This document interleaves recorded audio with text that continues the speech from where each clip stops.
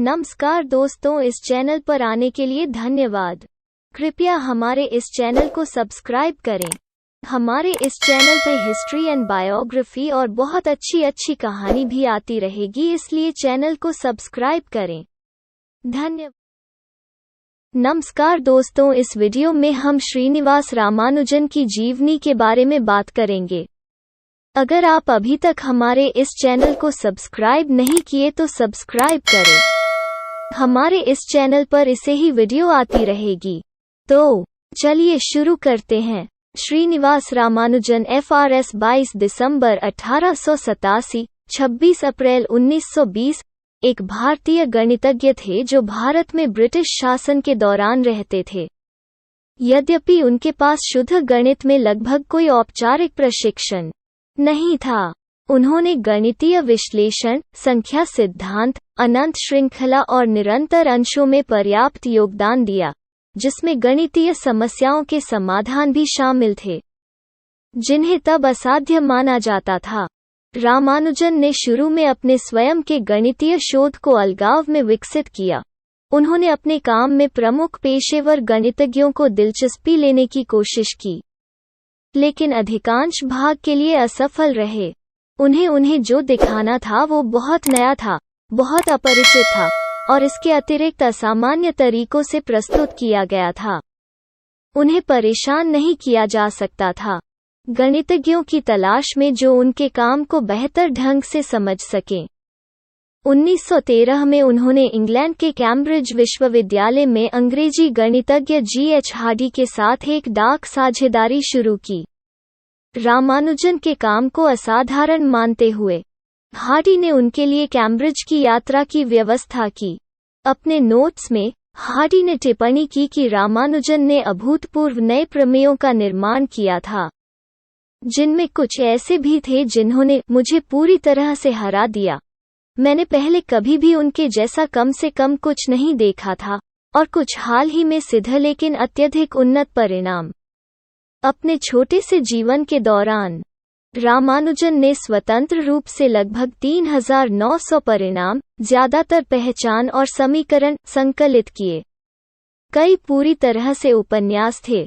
उनके मूल और अत्यधिक अपरंपरागत परिणाम, जैसे कि Ramanujan prime, Ramanujan theta function, विभाजन सूत्र और नकली थीटा फंक्शन, ने कार्य के पूरे नए क्षेत्रों को खोल दिया है और आगे के शोध की एक बड़ी मात्रा को प्रेरित किया है।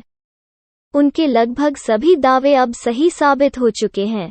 रामानुजन जर्नल, एक वैज्ञानिक पत्रिका, रामानुजन से प्रभावित गणित के सभी क्षेत्रों में काम प्रकाशित करने के लिए स्थापित किया गया था, और उनकी नोटबुक जिसमें उनके प्रकाशित और अप्रकाशित परिणामों के सारांश शामिल हैं का विश्लेषण और अध्ययन उनकी मृत्यु के बाद से एक स्रोत के रूप में किया गया है। नए गणितीय विचारों की 2011 के अंत तक और फिर 2012 में शोधकर्ताओं ने यह पता लगाना जारी रखा कि कुछ निष्कर्षों के लिए सरल गुण और समान आउटपुट के बारे में उनके लेखन में केवल टिप्पणियां ही गहन और सूक्ष्म संख्या सिद्धांत परिणाम थे जो उनकी मृत्यु के लगभग एक शताब्दी तक अप्रत्याशित रहे। वो रॉयल सोसाइटी के सबसे कम उम्र के फेलो में से एक और केवल दूसरे भारतीय सदस्य और ट्रिनिटी कॉलेज, कैम्ब्रिज के फेलो चुने जाने वाले पहले भारतीय बने। अपने मूल पत्रों में से हार्डी ने कहा कि एक ही नज़र यह दिखाने के लिए पर्याप्त थी कि वे केवल उच्चतम क्षमता के गणितज्ञ द्वारा लिखे जा सकते थे। रामानुजन की तुलना यूलर और जैकोबी जैसे गणितीय प्रतिभाओं से करते थे। 1919 में बीमार स्वास्थ्य, जिसे अब यकृत अमीबियासिस, कई साल पहले पेचिश के एपिसोड से एक जटिलता माना जाता है, ने रामानुजन को भारत लौटने के लिए मजबूर किया, जहां 1920 में 32 वर्ष की आयु में उनकी मृत्यु हो गई। हार्डी को उनके अंतिम पत्र जनवरी 1920 में लिखा गया। यह दर्शाता है कि वो अभी भी नए गणितीय विचारों और प्रमेयों का निर्माण जारी रख रहा था।